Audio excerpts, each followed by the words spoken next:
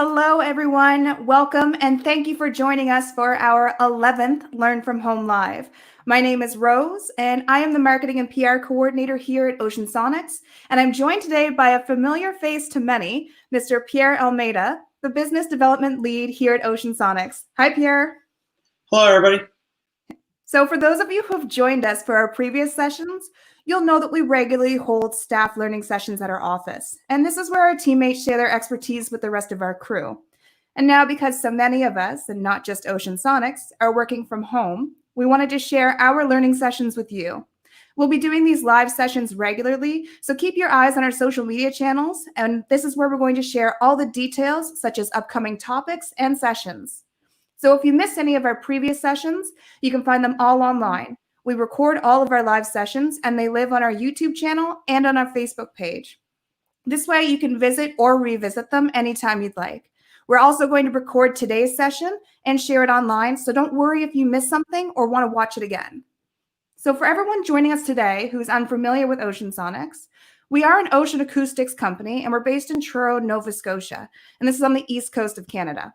We created the Icy Listen, and this is a real-time smart hydrophone.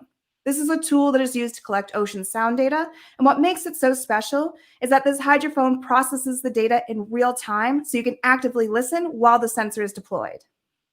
The first Icy Listen was developed in 2004, and since then, we have continued to evolve and make ocean listening as easy as possible. Because the Icy Listen specializes in real-time listening, it really changed the way many users collect and use ocean sound data. Using the Icy Listen meant that now users could listen live, view ready-to-use processed data, and record all at the same time. It meant that the way ocean listening tools were deployed could be altered to allow the users to perform multiple functions. Today, Pierre is going to guide us through a variety of deployments, starting with basic deployments and working up to more complicated deployments. So again, thank you so much for joining us today, Pierre. Thank you. I'm happy to be here, and I'm excited to show everybody how to connect the hydrophones together like big Lego blocks. I love the use of Lego. I think that's such a great representation because these systems are really modular and versatile. Absolutely. So once Pierre finishes his presentation, we are going to have a live Q&A session. So if you want to know some more detail about what we covered today, you can just leave us a comment on our live stream, and we will do our best to answer it after the presentation. So now we're going to share Pierre's screen, and he's going to teach us a little bit about deployment solutions. Thank you, Rose. So I'll be talking a little bit about deployment solutions. Like Rose mentioned earlier, I will be going from the basic deployments all the way up to a little bit more complex, larger arrays. So I just want to start off with some basic deployments. So what does that entail? So directly out of the box, when you purchase an Icy Listen, it comes with a test cable. This test cable is 3.75 meters long and allows you to connect directly to your PC with Ethernet. What this allows you to do is allows you to configure, monitor the data in real time. It allows you to actually deploy it into water. This is meant for like a lab test or somewhere where it's a safe space. This cable is unarmored, so it's not recommended to use this in the field. But if you're looking to use it into the field, we do have extension cables. So these extension cables go up to 100 meters in length. They're Cat 5 or Cat 6, depending on the length, and these are armored cables. So these are made to withstand the outdoor use and wear and tear over time. And there's two main ways you can actually connect the hydrophone to the PC. So the standard way, which is with the test cable, we call this a hardwired way. So you have the hydrophone attached to the test cable, to the extension cable, then to the test cable, then to the computer. This is very popular for hardwire. It gives you your power, your real-time monitoring, everything like that. The new way, which is the most popular way now, is the launch box. This launch box allows you to connect via Wi-Fi to your laptop, your tablet, or your cell phone. So both ways are correct. Both ways are used on a daily basis. But if you're using them every single day and you want a little more comfort, the launch box is the best way to go. And this is very popular with the environmental monitoring companies, pile driving companies, and even do marine mammal research for scientists. It comes in a small package, so it's easy to put into a book bag or a small bag to carry to your deployment access point. The launch box has a Wi-Fi range of about 30 to 50 meters. This really depends on the environment. If it's foggy, cloudy, rainy, a lot of things. It has a 3 to 4 day battery life built directly into it. It is a rechargeable battery. Has a battery life indicator so you know what your battery life is at all times. And a really cool thing is it actually has a GPS time sync inside of it. So this GPS is made by Ocean Sonics, and what it does is it allows you to sync up your hydrophone to GPS time. So let's say you have multiple deployments through a coastline for a project. You might need 3 or 4, and you want them all synchronized together. In some places, you will have to connect all the cables together in order for them to be synced. With this, it actually does everything through the GPS. So if you have 3 or 4 of these, it could be anywhere in the world, all working at the same time, they'll actually all be synchronized through the GPS. So you can make an array from kilometers away or right next to each other. So it's a really cool feature. So what about if you want to go longer than the 100 meters? So Subsea Ethernet has a limitation of 100 meters. And so what we did was we made something called Ethernet repeater. And this repeater allows you to kind of double it, that signal. So you have a hydrophone attached to up to 100 meter cable, a repeater, 100 meter cable, and so on. So what this allows you to do now is go from the 100 meter subsea limitation all the way up to 400 meters. So in order to get to 400 meters, you will need 100 meter extension cable, the repeater, and so on. The thing about this is connectors are a weak point when you do anything subsea. And we highly recommend is putting cable grips on at each one of the Ethernet connect points. So what this allows you to do is, in case your cable gets stuck by an anchor or gets pulled due to a tropical storm, this will help you release some of the strain off of those repeaters and put it onto the wire itself. Because all these extension cables are armored, so it can take a lot more beating, you could say, than the connectors and the repeaters can. So on one side, where the hydrophone is, you can have just a single hydrophone, or you can actually have an array, which I'll get to a little bit later on. And on the other end, you'll have something called an HCI. And the reason you need an HCI for something like this is that it's power management. You need a power management control. This box is weatherproof, so it can be outside. It can be attached onto a buoy. It is non-submersible, so but it is weatherproof. It has a field changeable 4 terabyte storage.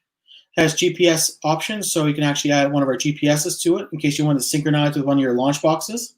So then you can actually make an array with 2 different configurations. And a really cool thing about this is it actually has a radio output. So if you wanted to connect your real-time data coming from this, from your hydrophone, to your base station or your another point, so you can connect it from an isolated location to your office, you can do that. It has a built-in port for that. And also, of course, you want to check everything in real time. So it has an Ethernet jack, so you can plug the test cable into it, or an Ethernet cable, and then you can actually get all your data in real time there, making sure everything is configured properly before you leave it. So what about logging, long-term logging? So because the hydrophone is a smart hydrophone, it actually has built-in 8-hour battery life. So even though the hydrophone itself is in a small package, it actually has the batteries built into it. It also has a 1/4 terabyte, which is 256 gigabytes of internal memory. And a great thing about this is that it gives you your raw waveform data, like you typically would get, but it also gives you your process FFT data.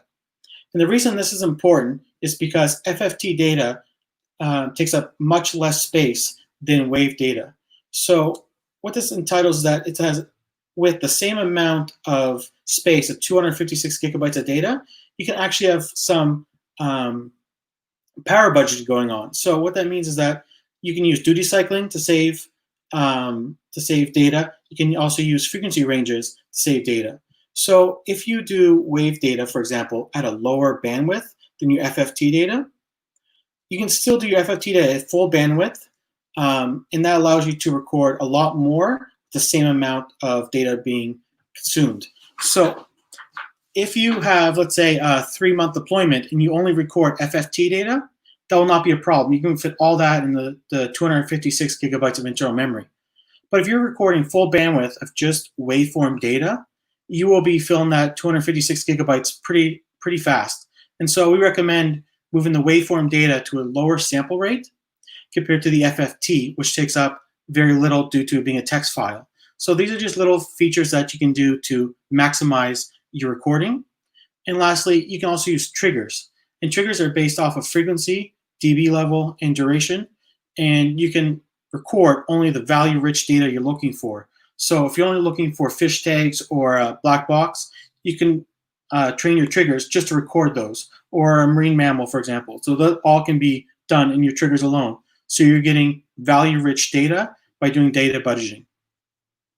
And in order for the hydrophone to work standalone, you'll have to plug in a dummy plug into the bottom of the hydrophone, which also protects the hydrophone and turns it on to self-logging mode. So what if you want to go more than that 8 hours? Well, we have a solution for that. We have a 50-hour battery pack, so power bank. And so this power bank is 100 watt hours. And the reason it's 100 watt hours is because you can actually travel with this in your carry-on. You can ship it. There's no this will fall under all safety regulations, shipping it worldwide. It has a status LED indicator in the middle, as you see in the photo. It's 200-meter depth rated. It has protection circuitry in case water damage or too much power or less power. It has 8-hour 8-hour charge time. That's from empty to full. And also, it's compatible with other instruments. So we actually have some other customers using ADCPs, echosonars, using this battery pack. So it does not need to be used with an IC Listen.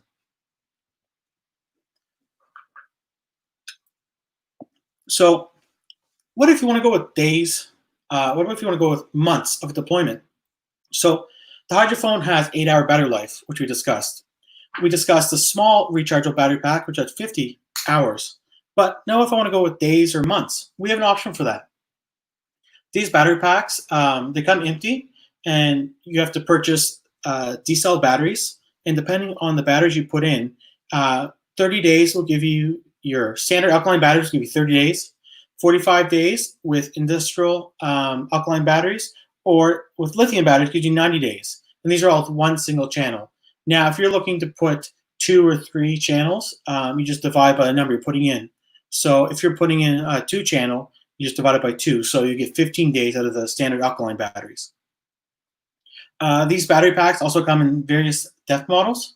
You have 200-meter battery pack, 900, and 3,500. So depending on which hydrophone you have, you can have a battery pack to match that hydrophone depth.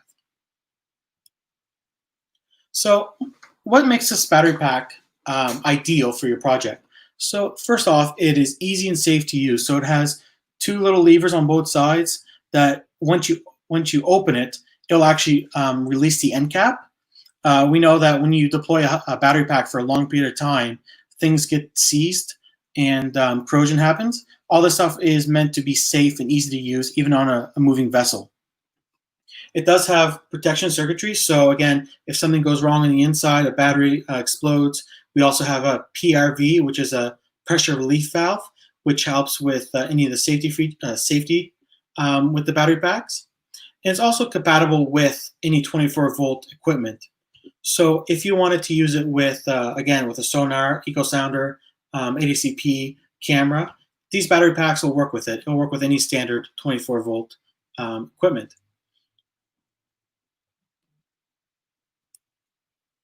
So how do you actually deploy a battery pack with the hydrophone? There's a few different ways, and so these are just 3 of the most popular ways that this right here is done. So the main one is on the left-hand side, which is your inline inline battery pack frame. This frame holds the battery pack, has an the hydrophone right on the tip, Then the other one is on the battery pack with an extension cable and the hydrophone onto a tension membrane. And then the other one would be the tripod with the battery pack. I'm going to go more in depth in these on each one of these, so you get to see all the accessories that are in each one of these deployments. So on this one right here, which is the most popular, you have the inline battery pack frame, the IC listen, the clamp, and the battery pack. So the clamp goes directly onto the top of the battery pack, so making it much more secure and sturdy. The frame itself adds protection in case it runs in protection in case of any damage being done on the ship or deployment. You got a protection around the hydrophone. So these are good for long-term deployments, ambient noise monitoring, and environmental monitoring. These are very popular for the 30 or 90-day deployments. So this right here is a kind of a low-cost way. It allows you to attach onto an existing buoy or deployment you already have. So you have the hydrophone mount, which attaches directly onto the tension membrane. And then you have a extension cable, which can be up to 70 meters long. And then you have the battery pack attached with a battery pack mount to that tension membrane. So this is good for deployments that have been there for a long time, weather buoys, for example, that are been there for years, and you're looking just to attach a sensor on for a month or so. This is the ideal one there, where you don't have to build the whole thing up. You just attach it to a direct, existing service that's there. And we don't recommend using chains for any of the deployments. The reason for this is that the chains will actually make noise and create vibrations. And this will, if you use a tension membrane being a rope, this allows you to listen to and record much better quality sounds. So the last one here is what we call a tetrahedral deployment. And so this frame is very versatile. You can actually mount up to 4 hydrophones. Each mount is has rubber around it to isolate to the vibrations.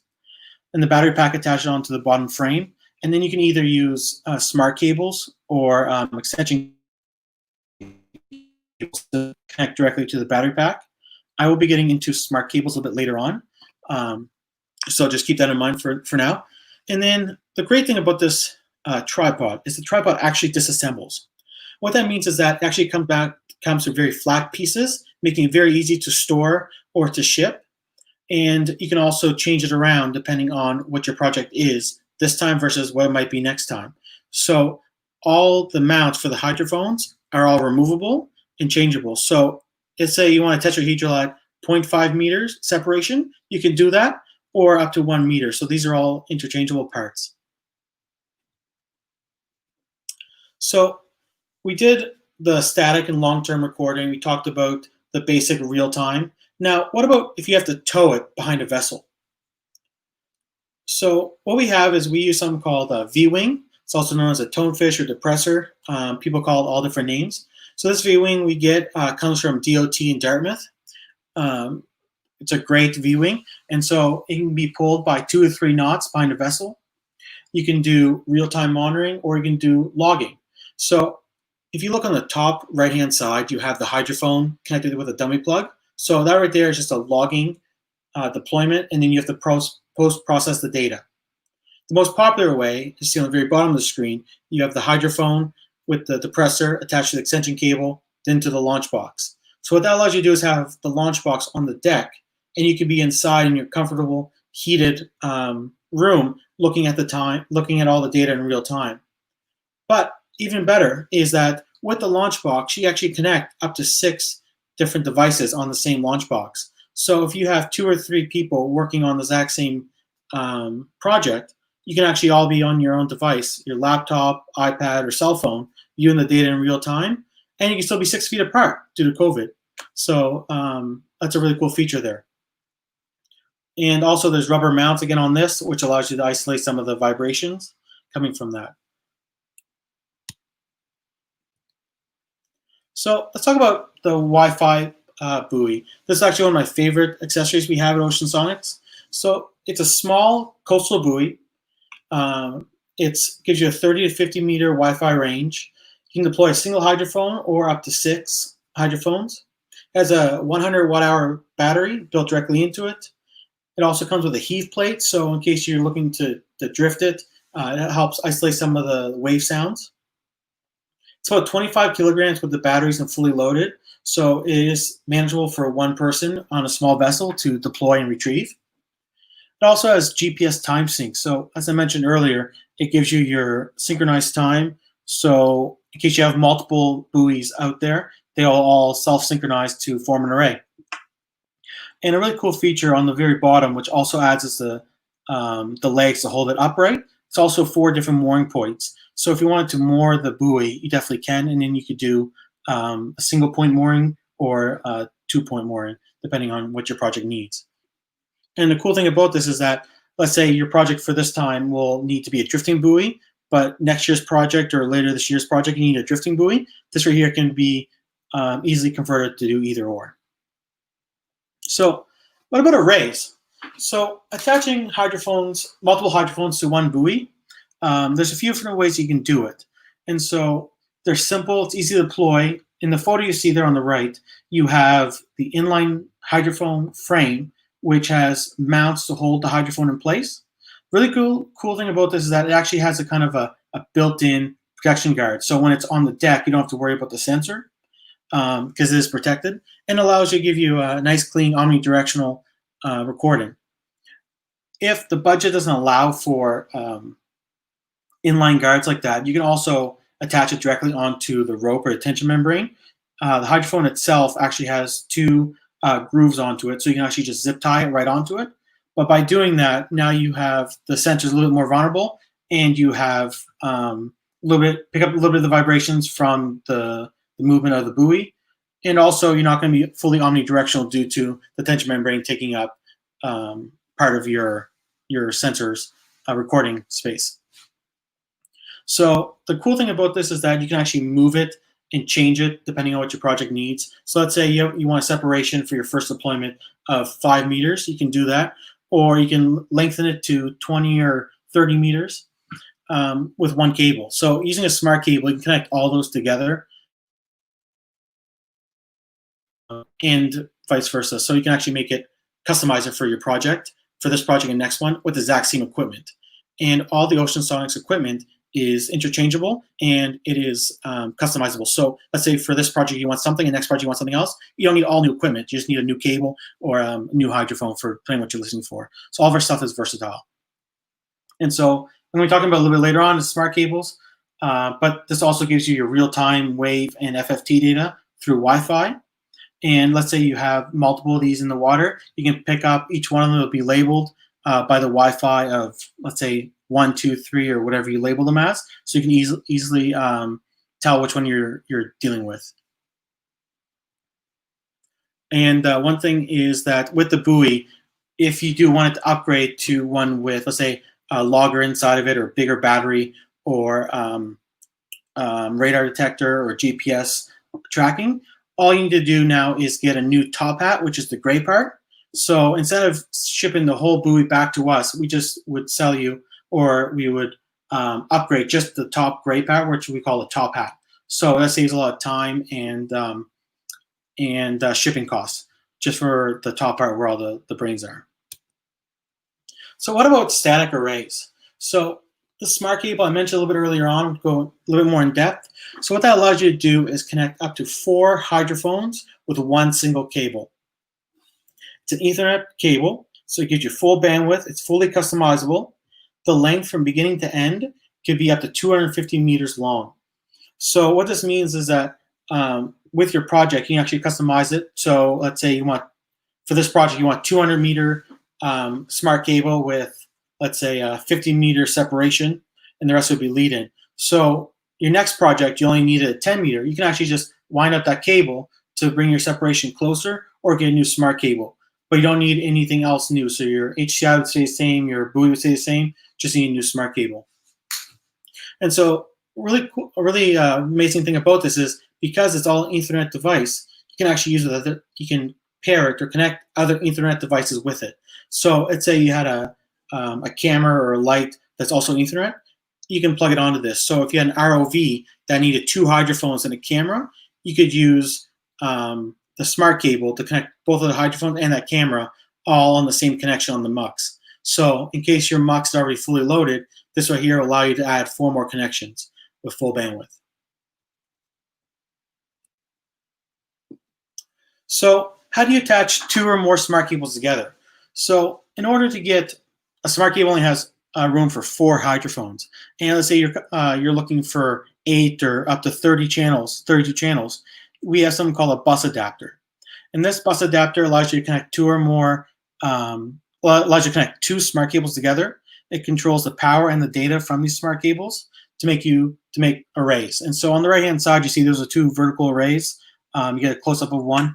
And what this allows you to do is that now instead of just having a single or 4 channel array, now you can go very large, up to 30 channels. And later this month, we'll talk about the kayak. And the kayak will actually allow you to go up to 100 or 1,000 channels. So another way to make an array is by using an Icy Link. So an Icy Link is ideal if you're going very deep, let's say 3,500 meter depth. It's for real time. It gives you full bandwidth. It's ideal for 4 hydrophone deployments, and it also gives you about 100 meter cable on each side. You can also go with the center one, which is the shore. We call the shore cable. You can go up to 400 meters, which is you'll be using the same method I told you earlier, which was 100 meter cable with a repeater and so on. So why is this one here different from the smart cable? So this right here allows you to turn the hydrophone on and off. Allows you to control the hydrophone's power, data, everything. Compared to the other one, it's controlling just the data coming in and the sync. So this right here gives you a little more versatility, and it gives you a little bit more control on your project. And also, this is the one you need to use if you're looking for anything deep water, 3,500 or 6,000 meters. So a low-cost way of deploying these is with a float collar. So what a float collar allows you to do is allows you to attach 1 hydrophone, little 5-10 pound anchor, and it's not ideal for high flow environments, but more for low flow environments. It goes with the current, so it'll move back and forth. And if something runs into it, let's say a boat or an anchor of some sort, it'll just move out of the way and go right back, because in the photo you can't really tell, but it's actually rope and it's a submersible float, so it just floats in the water underwater. So this can be used for 1,500 meters or 3,500 meters, depending on what you're looking for. And it's easy to make arrays. So for example, there you have 4 in a row. You would use 1 smart cable, and so you can make almost like a tripwire underwater for, let's say, a port. So I spoke about a lot of different accessories and a lot of different things, but some of the accessories I didn't touch on today. There's just some basic accessories that are becoming more popular. So you got protection guards. So on the top right-hand side, you have, we call a flange guard. So it allows you to connect onto some sort of subsea mount or an ROV. If you're looking for an ROV grip, you have the one down the very bottom, which has a T-handle on it. We have small little, we call them bird cage guards, which is very low end, but good if you're just doing daily deployments. You don't need anything hardcore. We have the GPS, which is the one there in the middle. And then the very top, we have the Lucy PC software, which allows you to post-process data. It gives you real-time SCL, SPL. It also gives you a filter there to eliminate any background noise, ambient noise like your propeller. In the picture there, the only real picture there is of a coupler. So if you're looking to do in-field calibrations with a piston phone, like Grass or B&K, we do have a piston foam coupler that'll match it. And then we have, lastly, is the array clamps, which allows you to make the structures with 2 tension membranes for vertical arrays, which is great for like beam forming or ambient noise monitoring. And lastly is the projector. So we have a smart projector, which allows you to produce sounds, clicks, beeps, and sweeps. So if you in case you want to calibrate any of your instruments or you want to test a tank sound, we can do all that with the smart projector. And thank you. And my contact information is there on the very bottom. You can call me or email me. I'm always available, and I'd love to hear from you guys if you guys have any questions, or you're looking to tweak some of the deployments I spoke about. We can also work on that. And I look forward to hearing from you guys. Fantastic. Well, thank you so much for that, Pierre. Let's hop right into some questions. I know I have plenty, but if you have a question for Pierre, as I mentioned before, you can just leave them on any of our live channel feeds right now. We are monitoring them, so we'll be able to answer your question live. So I'm going to start off with a question that I have. Why would somebody want to listen in real time over recording? What's the benefit of that? So there's a couple of big benefits. And so when you're recording it, you're getting the data months or maybe even a year later than what it actually happened. So the thing about it is that that's what we used to do back in the 50s, 60s, 70s, long-term recording. And there's nothing wrong with it. It's still being done today. And there's some opportunities where it is better to do. But with today's society where everything is mobile, everything is on your fingertips, everything is right there, this is the way we're going. And so a lot of people are putting in a lot of effort and work into saving, let's say, the right whales or the resident killer whales. And so if you're recording long term, yes, you get to see their behavior over some time. But let's say one is stuck somewhere, or one is beached, or one is just got struck. Those recordings will tell you a year later, right? Listening to real-time solutions where our equipment will tell you if something's out of the ordinary, an ordinary sound, or ours will actually tell you if something is happening that's out of the ordinary. So wouldn't you rather know that there is a marine mammal in distress right away? And so we're just going with the 21st century. We need to have that technology to help us towards that. And I think the real-time deployment with the Icy Listen is a way to move in the right direction where we need to go. And so that can be applied to not just marine mammal real-time monitoring, but into construction monitoring. So making sure that the construction is not too loud in an environment where shellfish are, or coral, because all the sound does affect that marine mammals, right? Absolutely. Think of marine mammals, most people just think of the big fish, but it's not the case. It's the coral, it's the shellfish, it's everything, right? We have a whole bunch of lobster here, clams, oysters, like everything you think of, it all gets affected by sound. So it's a bigger picture than just that. I hope I answered your question. Oh yeah, absolutely. To build on that though, could real-time sound data be used for something like perhaps like machine health monitoring? Absolutely. So machine health monitoring is another big thing. So what it means is that, let's say you have an oil rig in the middle of the water in the Gulf or in Europe, or a wind farm, for example, and you don't have the resource to go over there every single day and check everything.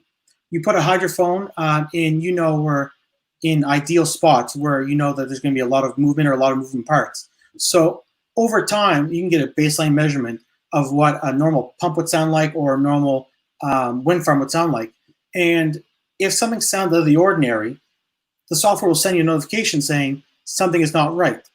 And we do this on a daily basis. We drive our car. If we hear a tick or we hear a weird sound, we know we have to go see the mechanic, right?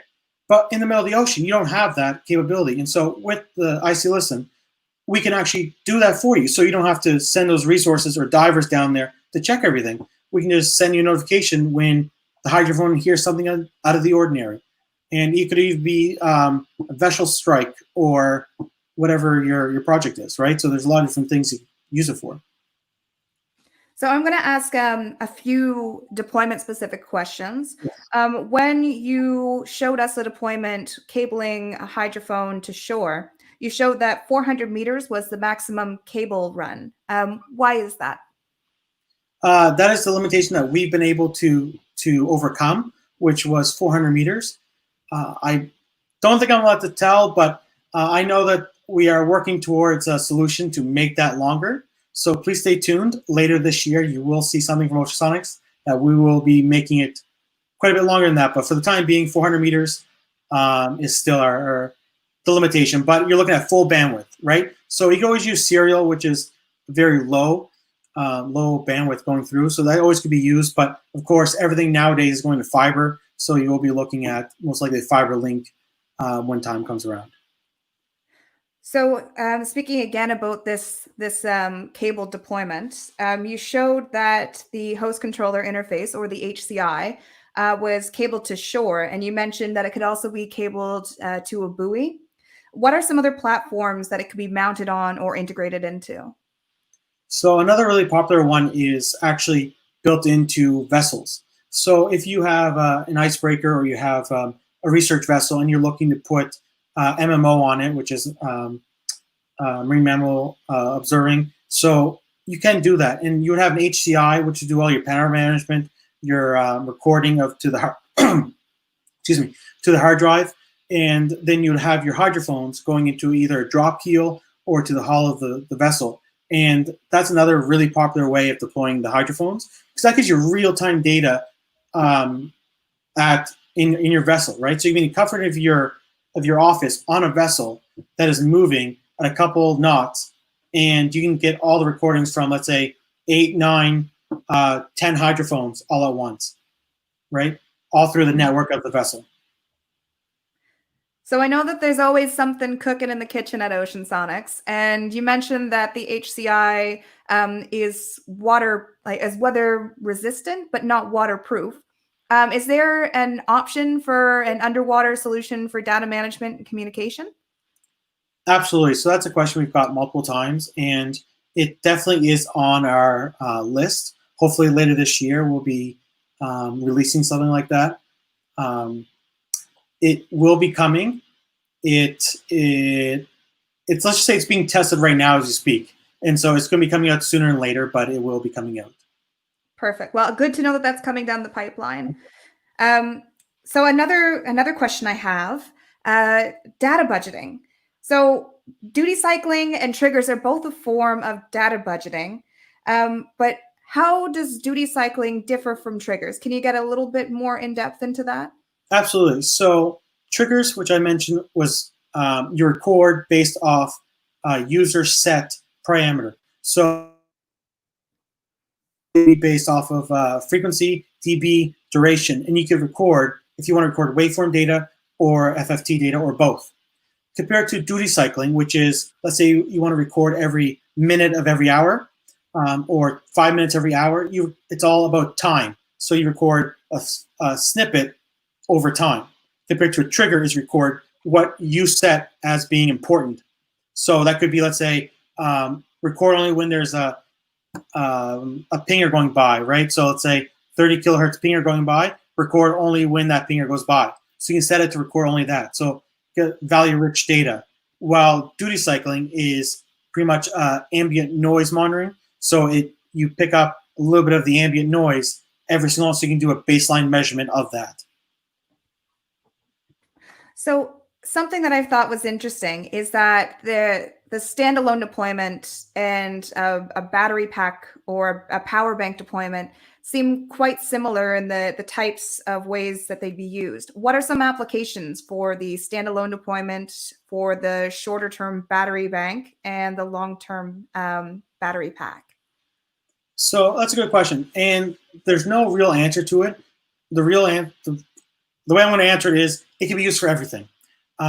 We have applications from construction monitoring for, let's say, a day deployment, but let's say they don't want to charge the hydrophone up every single day to use it. So now you have the 100 watt-hour battery that you can use 2 or 3 or 4 times. Then you don't have to worry about the battery of the hydrophone. And then the other way is long term. So you can do, let's say, subsea earthquakes or ambient noise monitoring, or just doing the baseline measurement sound monitoring of, let's say, of a construction site or wind farm. You can do that with either a 30-day deployment, 90-day deployment, depending on when you have your vessel. So a bigger issue is that vessels are expensive and they are usually always booked up. So a way to go around that is, let's say you want to do a deployment for 30 days because you know the next vessel is going to come around 30 days. Then you get the longer term, right? But if you're doing it just a daily thing, you don't need that big battery pack because it's kind of overkill, and you do that. Or in the mounts is a little bit different. So if you're looking for adding to an existing and you don't want to change the mooring, then you get just the mount to attach onto it. But if you're okay with changing the mooring and putting in the inline frame, you know it's going to be a long-term project. So there's different aspects of how far you want to get with that. And also a big thing is budget, right? What is your budget for that project and what are you looking for? So I have a question that kind of combines the last two. Is it possible to extend the battery life of your battery pack, for instance, by using something like duty cycling? So the hydrophone uses, if it's recording or non-recording, as long as it's on, it's still using its 3 watts of power. So although you do duty cycling, it's not going to affect the overall deployment. So what it means is that if you get 30 days, you plan for 30 days. The only way to really make it go longer is by turning the hydrophone off. And the only way by doing this is by using the Icy Link kayak, which will, I can't present on today, but it'll be a little bit later on. The Icy Link kayak will be ideal for something like that, where it can be turned on and off and record only on certain times it wants to record. So, and it uses much lower power. So with the current Icy Link in the 3rd gen, the P3, it doesn't matter if you have it duty cycling on or recording on or off, it still uses 3 watts of power the whole time. So I have a question about the various battery pack deployments. Yep. Why would somebody deploy with an inline frame versus a tripod versus a buoy or dock mounted hydrophone battery pack deployment? Yep, it all depends on what they're trying to do or what you're looking to. So it depends on, do you have a dock nearby that you can actually use that's feasible with power? Do you have a big buoy nearby, or do you have to use your own buoy? Is there enough solar or wind to power the hydrophone for long term? Or is there a lot of, this might sound crazy, but theft is a big issue. So if you deploy something in, let's say, a spot where there's a lot of fishermen or a lot of activity, will that equipment still be there in a week's time when you go there? So these are all points you have to take into consideration when you deploy something. So by saying is one better than the other? No. But is one deployment better than the other? Yes. Depending on the project's outcome and environment, we have to take all that into consideration in order to best suit the accessories to that area. So I hope that answers your question. Mm-hmm. Okay, perfect. I want to touch again on using multiple hydrophones. Okay. Why would we use multiple hydrophones? What's the purpose? So one of the biggest things is quality. So the more you have, the more you listen to, the more data you have to process. Also, if you have a tetrahedral, you can actually use it to find where your sound source is coming from. So our hydrophones are omnidirectional, which means that with one hydrophone, you can't tell where the sound source is coming from. With 2, you have a better idea. 3, even better. But with 4, in a tetrahedral, you have the ideal conditions to find where that sound source is coming from. So if you're looking for, you put a tetrahedral down, you can tell which way the whale's coming, which way the vessels are going. Another one is if you have a vertical array, a static vertical array, you can do beam steering. So those are all just different things you can do. Thing about it is the more hydrophones you have, the more data you have to process, and the most important thing is synchronization. And one thing we focused on as a company and making sure all of our products is, doesn't matter how small or large the array is, they will always be synchronized, and they'll always be under very, very close, under a microsecond of accuracy over, let's say, 2, 3, 4 weeks of autonomous deployment. So our focus is on not just on high quality products, but also of keeping the synchronization of all hydrophones as close together as possible to make post-processing much easier, or to be real-time processing much easier. And just to clarify, the tetrahedral, that is the tripod deployment, correct? Yeah. Okay, perfect. So moving on then to a Towfish.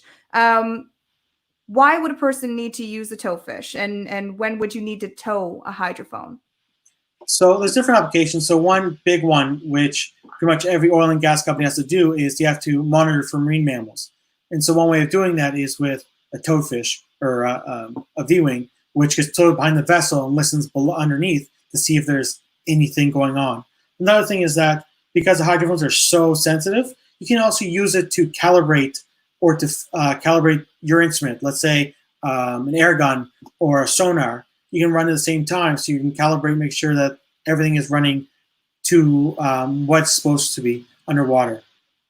Another thing is that black box detection. So black box. So it's one of those things that I hope never to get any phone calls about it, but it does happen.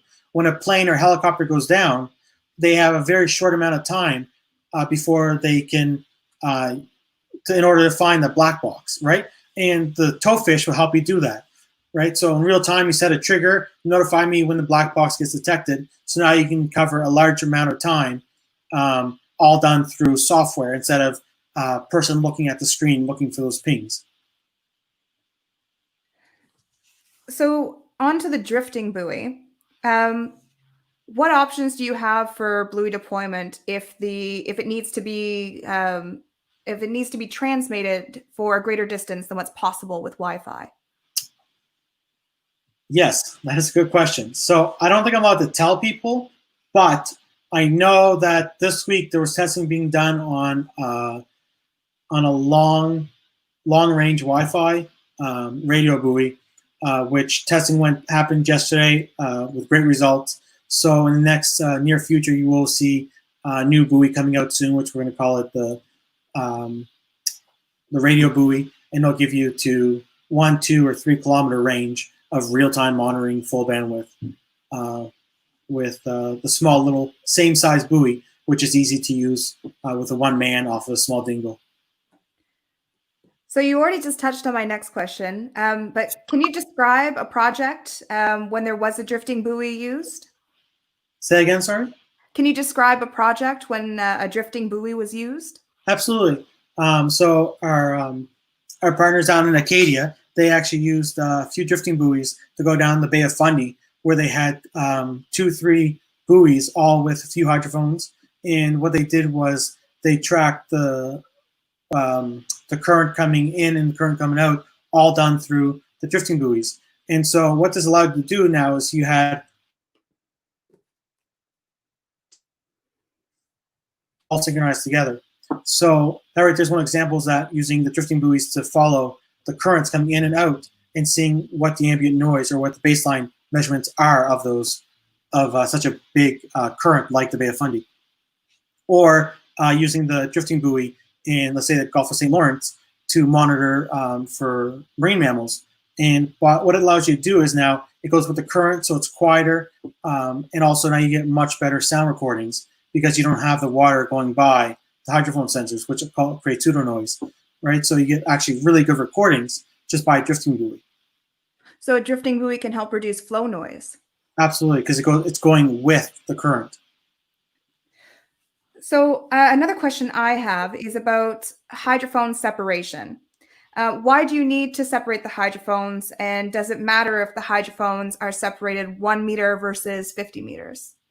So it really depends on what you're listening for. So the higher the frequency, the closer together your hydrophones can be.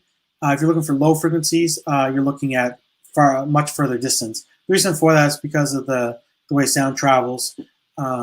Closer they come together, the higher the frequency. Further apart, the lower the frequency. So, and it really depends on what you're listening for, what the depth of water is, and what deployment method you have. So we have some clients that use an Icy Link and do 100 meter cables in all directions, making a pretty much an X-ray underwater. Or we have other customers that do vertical array at 50 meter separation. So they're pretty much the same thing, but they're two different things, right? So one's going vertical, one is right on the sea bottom. Another really popular one is, we call them tripwires, or just a straight horizontal array on the sea bottom that controls, you can hear all the signatures of the vessels going in and out, and you can also do ISO standards with that. So if you have to do your noise monitoring of vessels, you can do that also with our equipment. We have off-the-shelf array for that. So speaking of arrays, I saw on your smart cable slide a vertical array, and you touched on it very briefly a few minutes ago, but why would somebody use a vertical array? You've spoken about towed arrays and the horizontal array, but why vertical? We don't have any towed arrays yet. That's something in the future. So we have a single towed hydrophone. But with the vertical array, it's great for beam steering, and you can also see, let's say you're trying to monitor the sound of a vessel in different depths. So is a container ship, is it louder in mid column or near the bottom? Or so depending on what your research is, the vertical array is ideal for that. Or let's say you're trying to monitor for marine mammals and you want to know where in the water column those marine mammals are communicating. So that's when vertical array comes into effect and is beneficial compared to a horizontal or a small array. So one final question, and I know that this one is a little bit aspirational, but you can get as creative as you'd like to. What would you like to see as far as technology developments in underwater acoustics? Oh, that's a hard question. I like to see larger arrays, and I like to see more projects move into real-time monitoring for marine mammals, and in order for, I think it just be safer for everyone, for marine mammals, for legal fishing, for protected areas. If instead of just recording and logging the data, because they are very usually marine protected areas are pretty much very much out in the wide open ocean, to have a simpler solution that gives you the real time, or have satellite at a lower cost, they can move all that data back at full bandwidth. So my wish is that satellite will become much lower in cost, where you can move that much data through the clouds to your office or to your base station, and you can monitor everything in real time. So the whole ocean would be pretty much a listening open channel. I'm with you on data accessibility. I think that's really important. Thank you. So I agree. That's all the questions. Those are all the questions that we have for right now. Again, thank you so much, Pierre. And if you didn't get to ask Pierre your question, or if there's a topic you'd like to see covered during our web series, please feel free to contact me by sending Ocean Sonics a message, or you can always drop us a line on our social media channels. If you want to revisit this presentation, it will be available on YouTube, and I will share the links through our Ocean Sonics social media accounts. And as Pierre did mention, we are going to be doing a session all about arrays soon. So stay tuned to our social feeds if you want to learn about how to scale multiple hydrophone deployments. Thank you so much for joining us today, and hopefully we'll see you again soon for another live session. Bye, everyone. Thank you.